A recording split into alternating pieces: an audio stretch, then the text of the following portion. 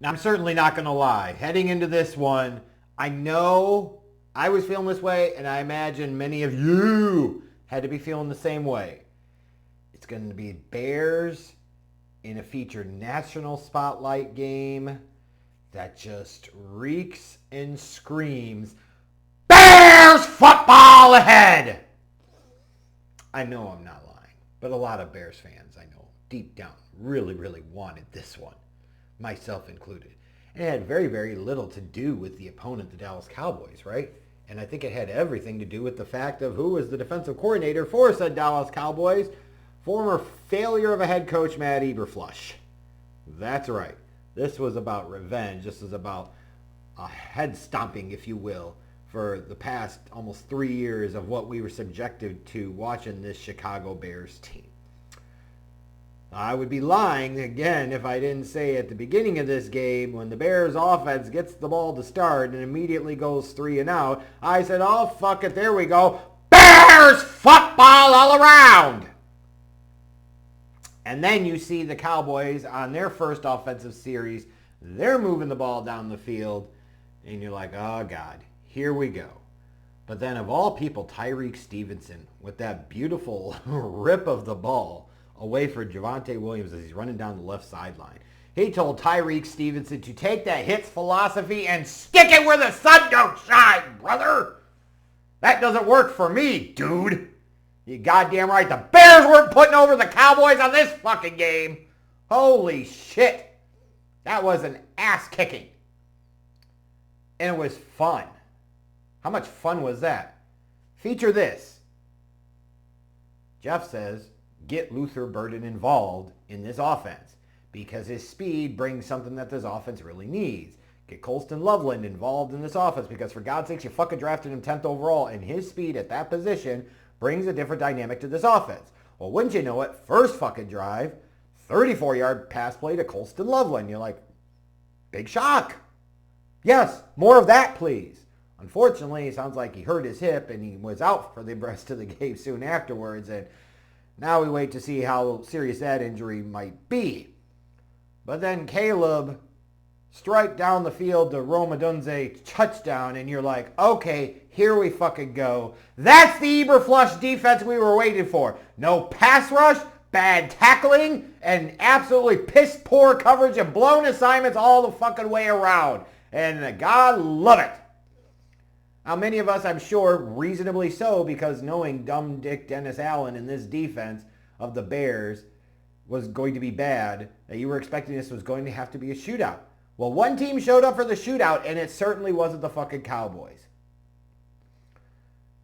The Bears defense, it was concerning in the first half because they were allowing the Cowboys to march down the field, but on a couple of drives, held them to field goals instead of touchdowns, but it feels like they're playing with fire, but they didn't get burned, right?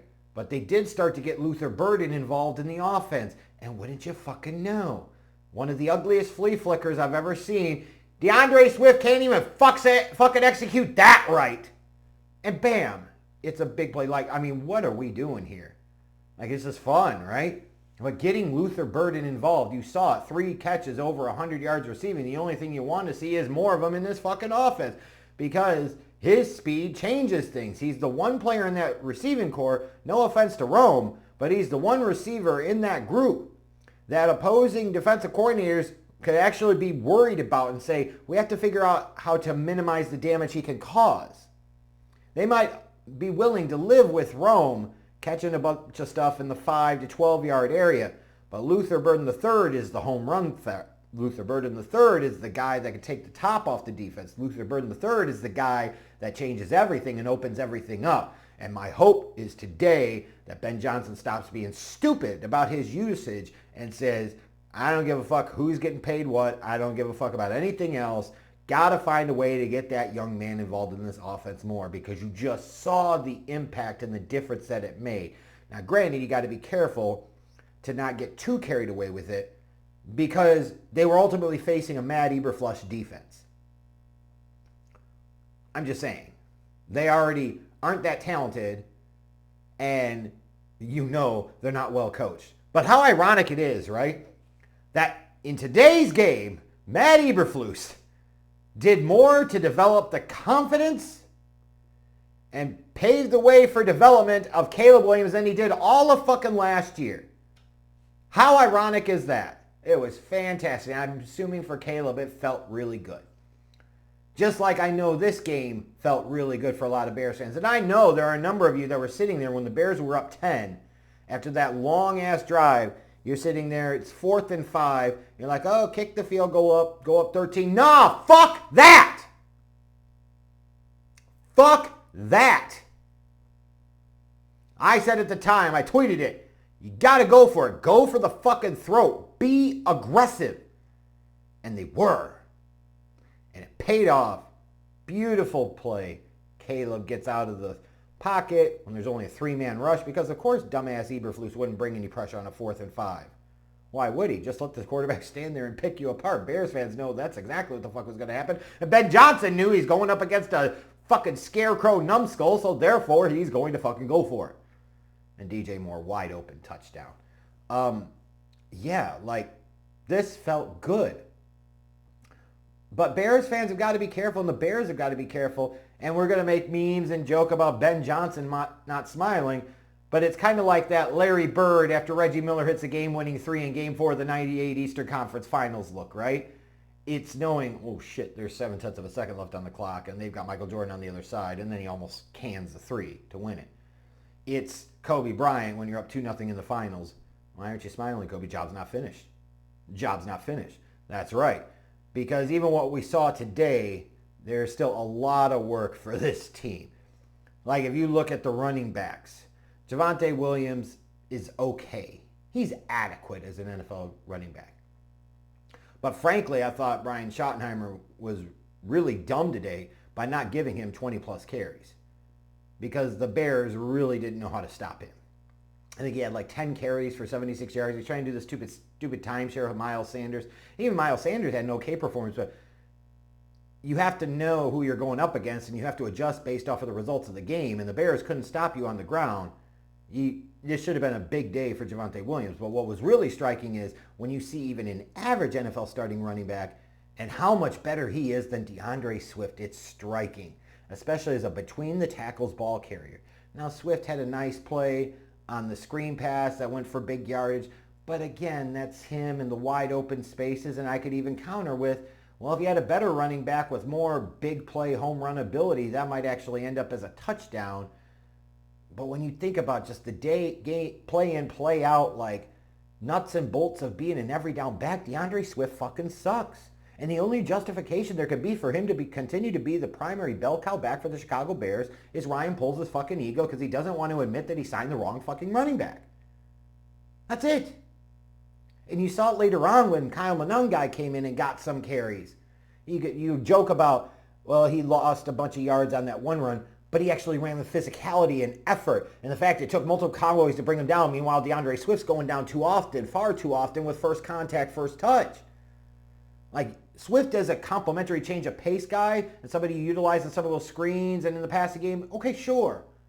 But Monangai's got to be your feature bell cow back right now. This is so fucking obvious, and anybody with a brain can fucking see this.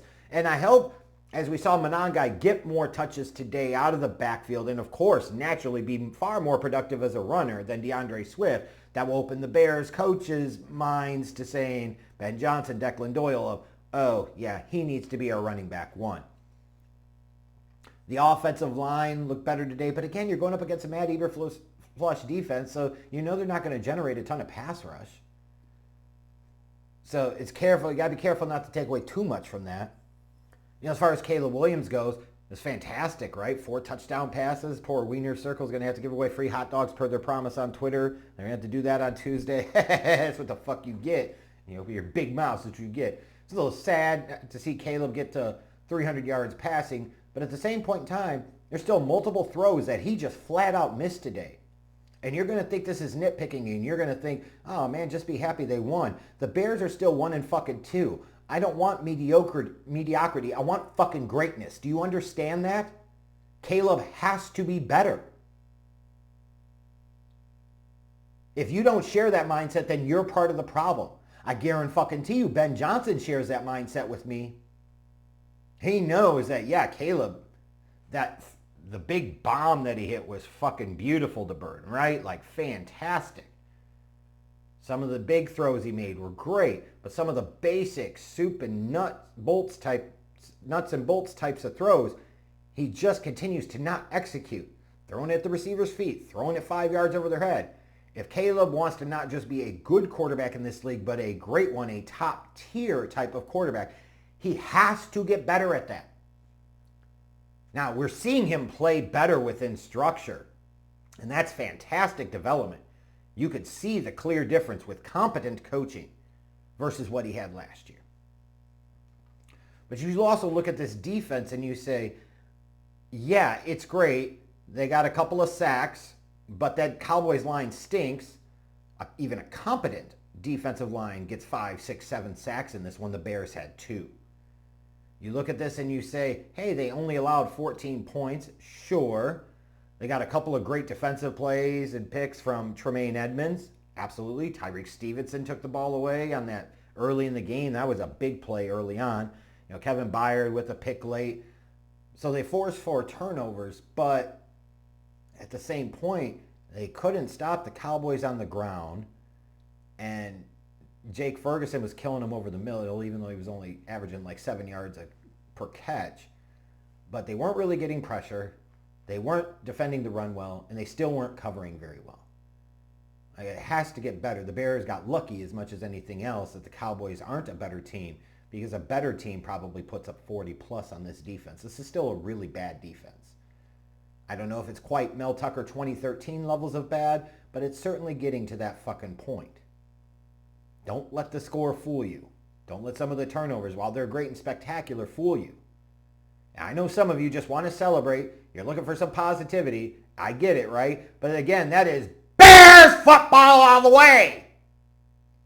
This is a step in the journey, not the fucking destination. The highlight of the season can't be beating Matt Eberflus. As good as that feels, and believe me, folks, we all know that fucking felt great.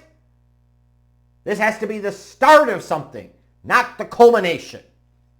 This has to be the springboard, the launching point, not the point of acceptance. But there were definitely, like I said, positives today, right? And the biggest positive of all is seeing the Bears offense be competent and sometimes beyond competent and above competent, and seeing them be aggressive and going at it. Like, it was fantastic to see. And I hope to God we're going to get more of this, because if we do, at least the Bears are going to be a more fun team to watch this year, and we won't have to deal so much with Bears football in the near future.